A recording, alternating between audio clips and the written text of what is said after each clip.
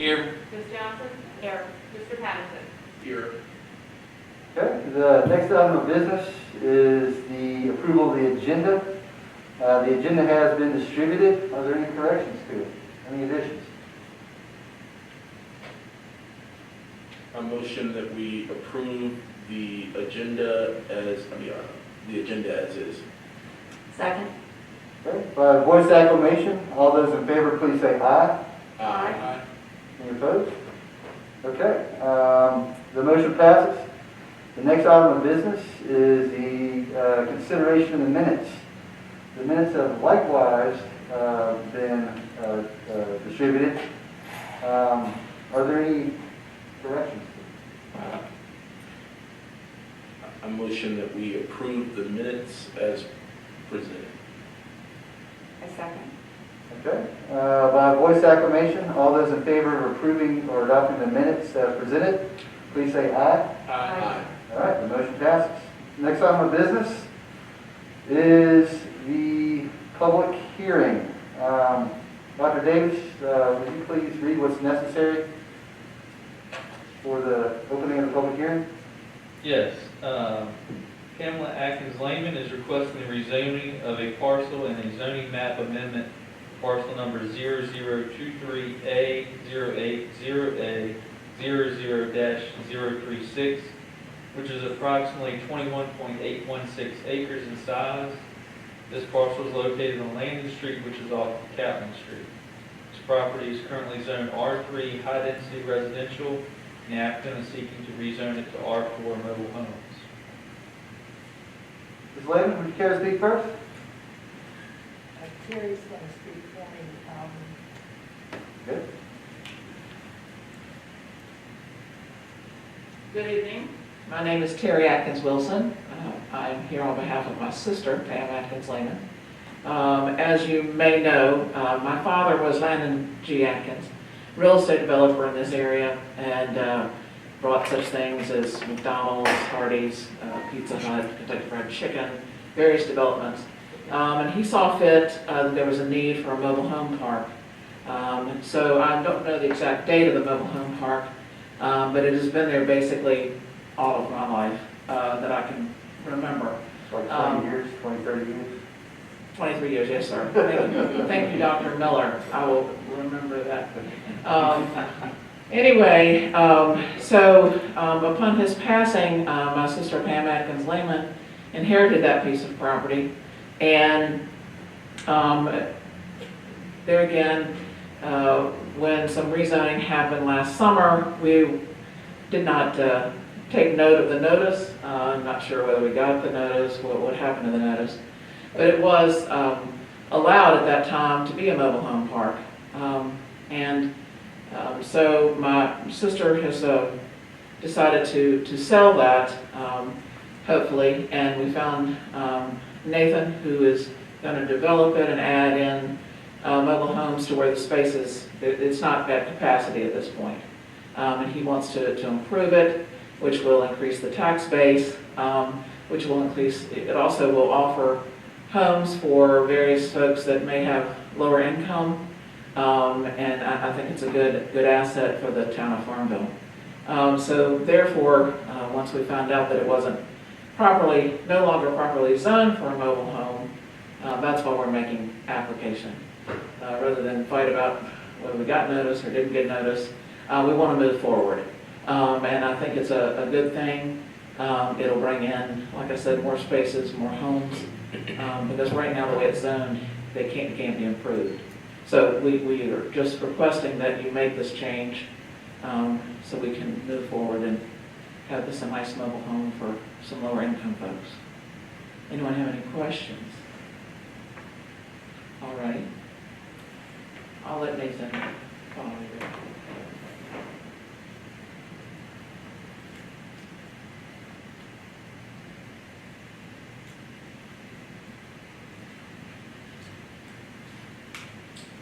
Hi, my name is Nathan Jadoka. I live in a couple of mobile home parks here in Campbell and Prince Edward County, and soon to be Brook Neal next week, hopefully. And I would be the end buyer for the park on Main Street. And my my thoughts as far as the park is concerned is, I think right now there's about 32-ish homes out there. I think it has capacity to be about 45, 46. You have to talk to that gentleman right there as far as, what's the total number as far as that's concerned. My interest in the park is to replace any damaged or uninhabitable mobile homes out there right now. I think there's one or two, and then put homes back on the existing pads. I think the total number of vacant pads is between 10 and 15. And that's probably, as far as the improvements to the park, I think the main improvement is to fix the roads, but a lot of it is really just to clean up the park. There's a few little miscellaneous items as far as electrical and the water utilities that are concerned out there, but really it's just kind of a big cleanup, fix the roads, put in new trailers where there used to be trailers, and then pull out the trailers that are just no longer inhabitable at this point, really to kind of bring the park up to what it was 20, 30 years ago, as far as I'm concerned. Any questions for me? What park do you own in Prince Edward? So we own two small ones out in Pamplin in there, and they're kind of off a small little Vista Terrace and White Pine in there. And those, in Prince Edward, I think we own a total of 15 pads there. So these are smaller parks. And I would define a park as anything that is 3 or more pads on one particular parcel. So even though it might only be 4 pads, it falls into the county as a mobile home park, if that makes sense at all. Okay. Yes, I'm sorry, I missed this. I had a doctor's appointment. So at the beginning, what Terry was saying, you are going to revamp the park that's already there? Yeah, so we'll fix up the existing roads, and we'll install new trailers or new homes on the existing paths. But not add a whole new park? That is correct. That is not my plan right now. Okay. Thank you. So just for clarification, so when you say you're aspiring for a capacity of 45 to 46, you think you can reach that by fitting new mobile homes on the existing unoccupied pads? That's correct. That's correct. I can bring in homes within 6 months to replace or to put homes back on the existing pads.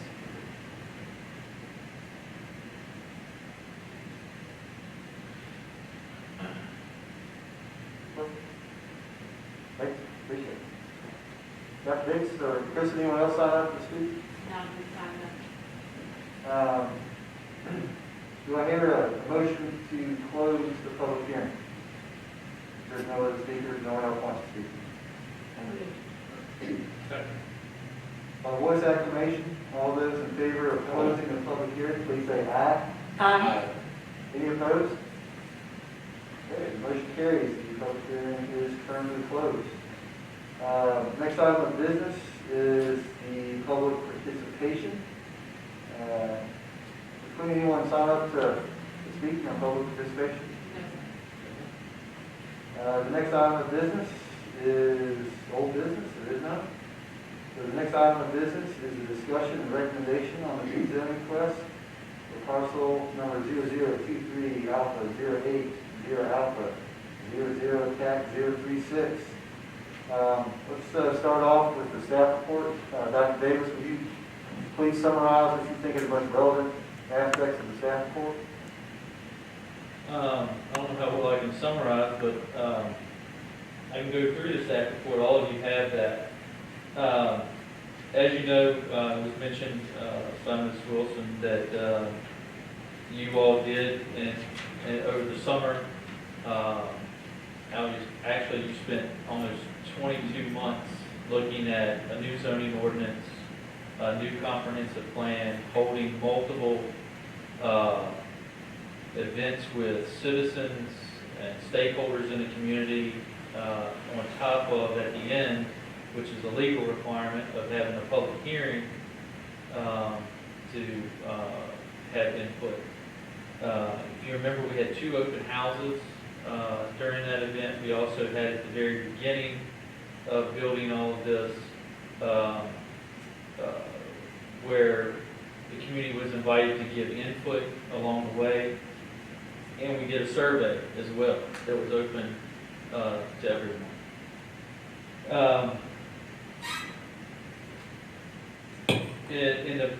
Just to refresh you as well, in the prior zoning ordinance, if you remember, there were 7 residential districts. And so the goal of all this was to narrow down to 4 residential districts, which was done. And it was conformed with zoning practices and best practice standards. We hired a consultant, you remember, to help us with those. The property in question at that time was surrounded by properties that were zoned R3, R4, and R2. The R2 and R5 zone properties were not consistent with the zoning of the R3 and R4 zone properties. R4 was a zoning district that had many similarities to R3, so it was absorbed, if you remember, into the new R3.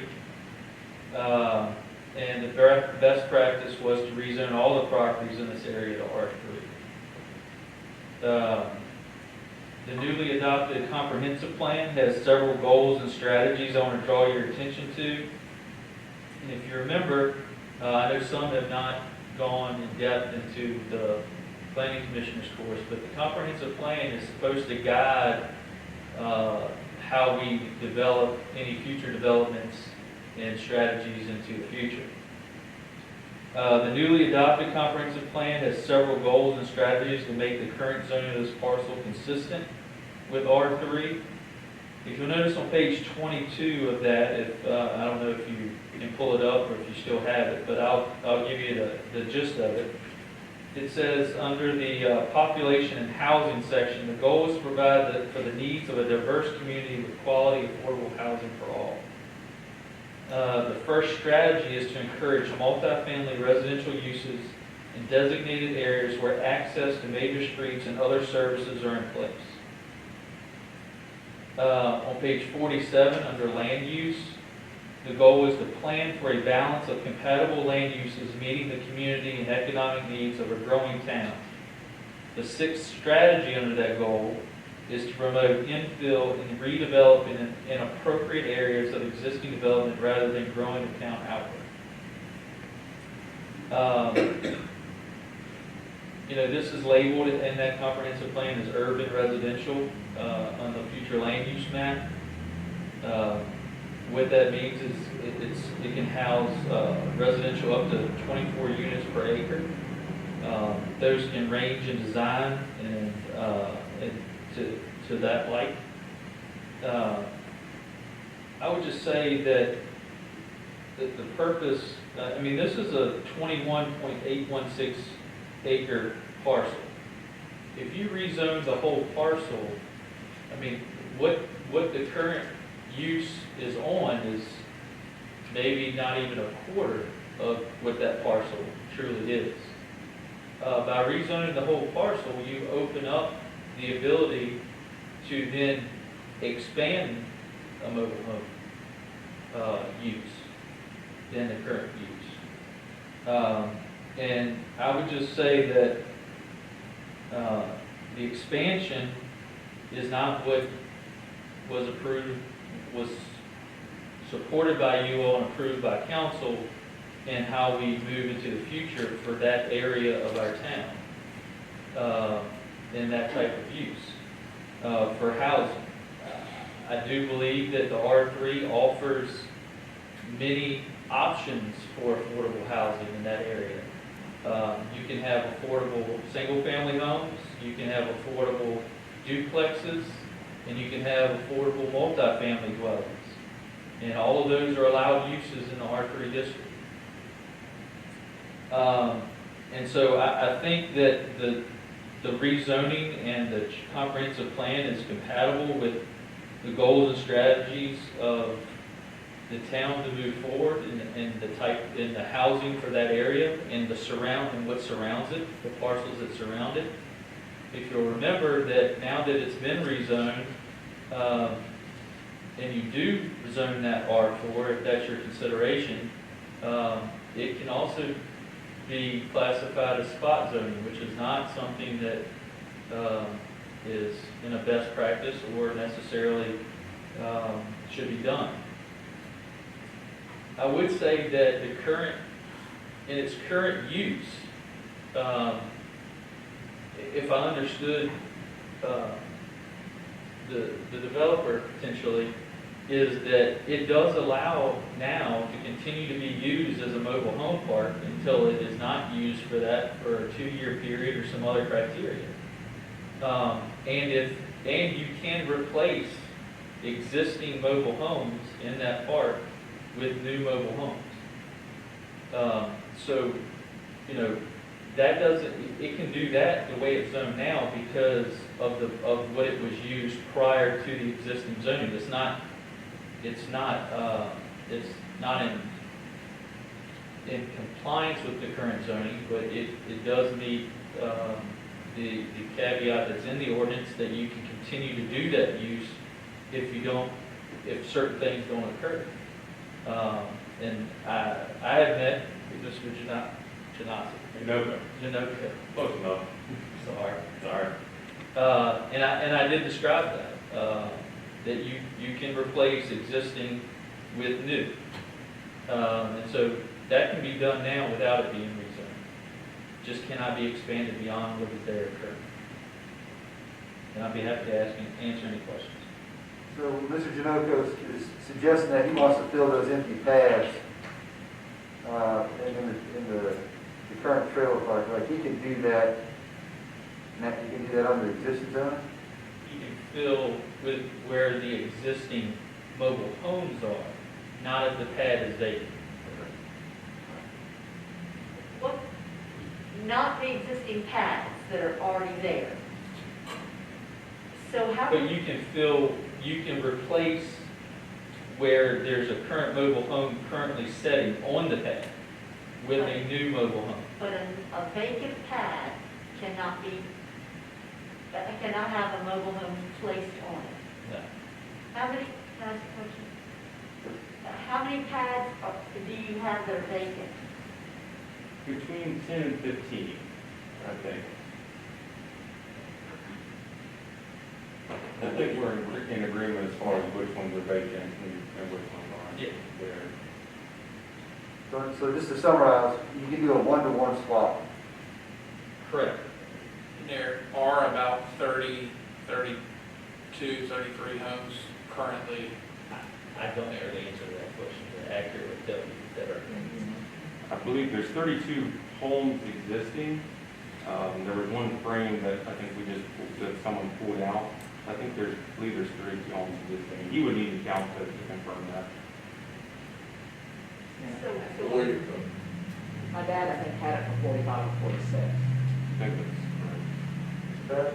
But what you're saying is that, in the decision that we made, the parcel is bigger than It's the bigger. actual park itself. Correct. So if you rezone it, it lends itself Can't to just do expanding part. beyond Yeah. that. If we could figure out a way to let them just put units on the pads, just if we could. There's no legal mechanism to do that.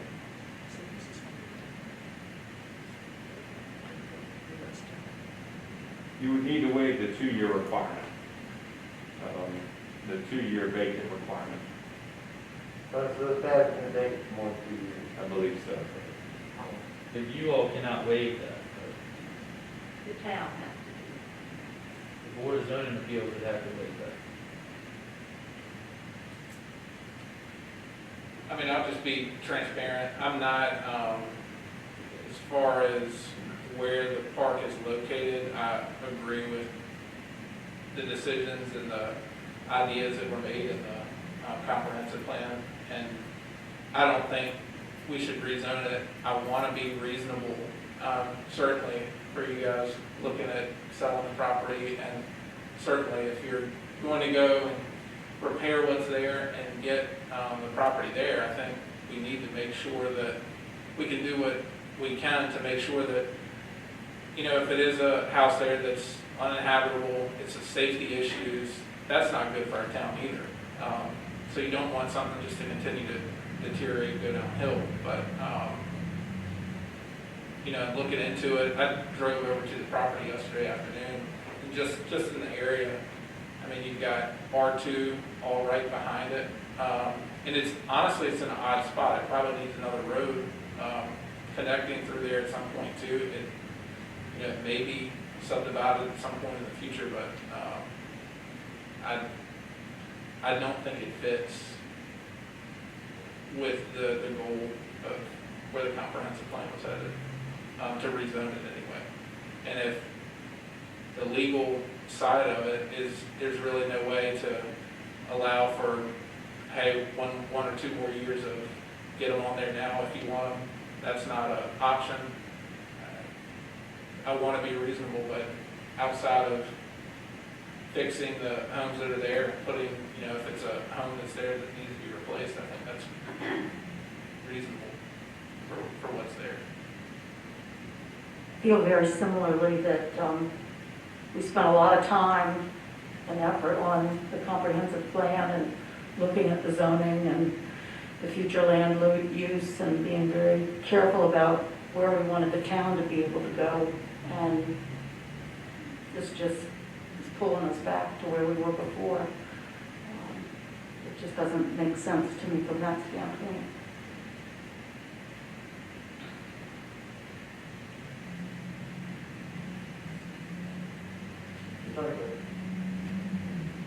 I understand about not rezoning, but I have an issue just because of the business that I'm in. I have an issue that I have a feeling that I don't like the fact that we can't put new homes on the existing pads because we keep getting concerns from people that we don't have affordable housing. And this is with what he plans to do. I've also been out there with the plans that what he wants to do. I think this gives a good compromise for affordable housing for a lot of people, and the location obviously complements what's already there.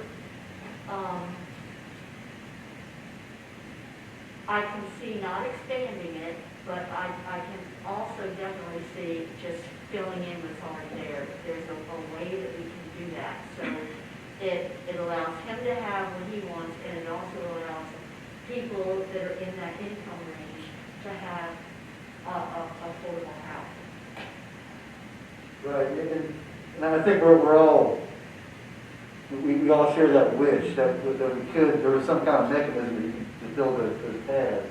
If I'm kind of accurately summarizing what I'm hearing, it's beyond our purview according to Dr. Davis. I mean, we don't have that power to kind of grant special dispensation to go fill those empty paths. I mean, that's something he'd have to bring up, or Ms. Lehman would have to bring up to the zoning appeal board. So it's unfortunate we can't, you know, negotiate that or make that compromise, but we don't have the authority to do it. So we can't make that recommendation. She would just have to go herself to the zoning appeal.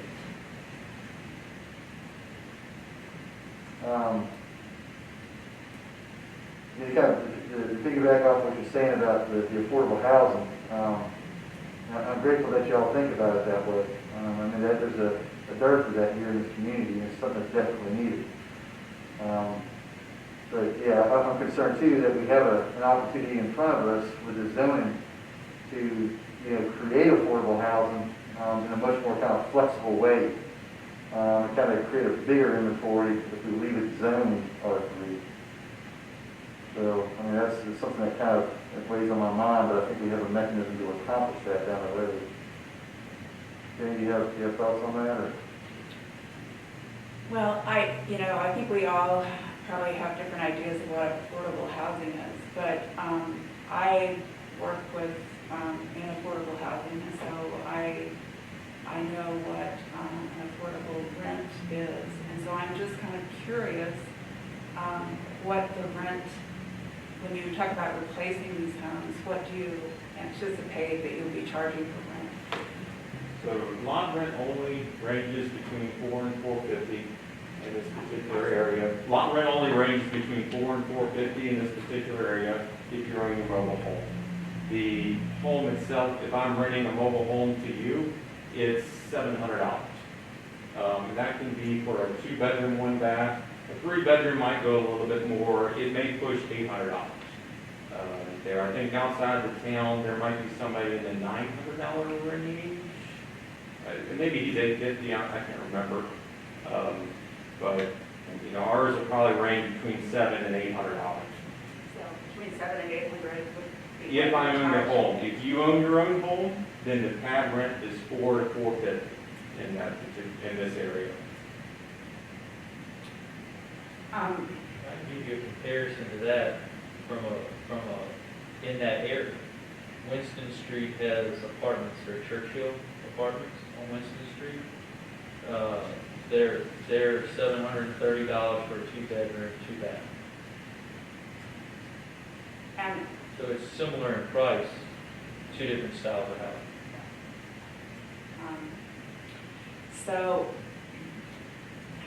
well, that sounds like an affordable amount. It's really not for our low-income families that live here and work here. And so I guess my philosophy, I guess, is that mixed income communities are really the most successful communities because it's kind of the idea, the simplistic, that all boats rise. So my concern here is that if we're to zone this, like as the request, then we're just going to have more of the same, okay, that's here, and I think it's not in keeping with what we're trying to do with the comprehensive plan, and I hate to see us go backwards.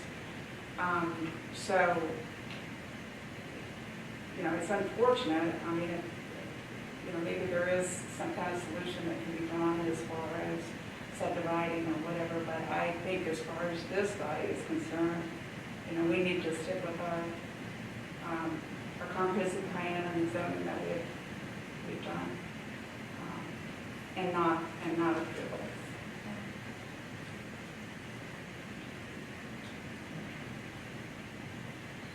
Hey. Yeah, you go ahead. I did not spell this out in my report to you all, so you have 3 options after your discussion. Should have summarized this too. You can move to approve, recommend approval. You can't approve anything necessarily, the council has to. You can recommend approval of the rezoning. You can recommend not rezoning the property, or you can, if you can't make a decision, you can always, continue. Those are your 3 options. I think with the work we've done on the comprehensive plan, I mean, if we make this adjustment now, I think it could just set a bad precedent in terms of how we might approach that plan moving forward. I think we're all echoing similar sentiments in regards to keeping it in line with the work that we've done. Doctor? I just want to clarify affordable housing versus low-income housing too, because affordable housing, I agree with Terry. I agree that affordable housing means different things to different people, but there's a difference between low-income housing and affordable housing. And it's very hard to find rentals that are below the 700 range. And in real estate, that's a comment that I get, is that the rent that people are willing to pay for affordable is around the 700 range. That's what I get. And that's where I see this entity filling that gap. And I do understand the comprehensive plan and the time that we spent on it. But if we vote I'm going to explain my vote if I'm allowed to. Okay.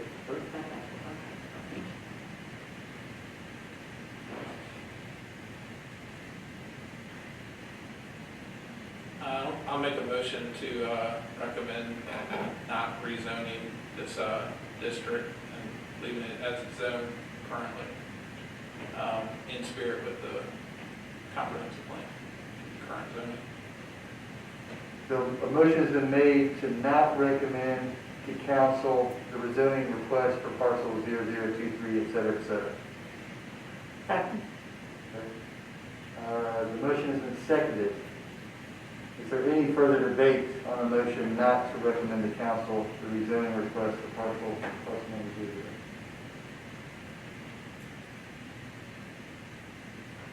00? The question is on the adoption of the motion to not recommend to town council the rezoning request for parcel number 0023 alpha 080 alpha 00 tag 036. Ms. Queen, would you please take a roll call vote? Ms. O'Connor. Yes. Mr. Davenport. Aye. Ms. Johnson. Aye. Ms. Honeycutt. I abstain. And may I explain? Certainly.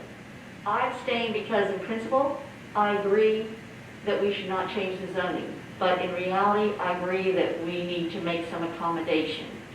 So I just want that on the record, and I appreciate Mr. Davis's recommendation.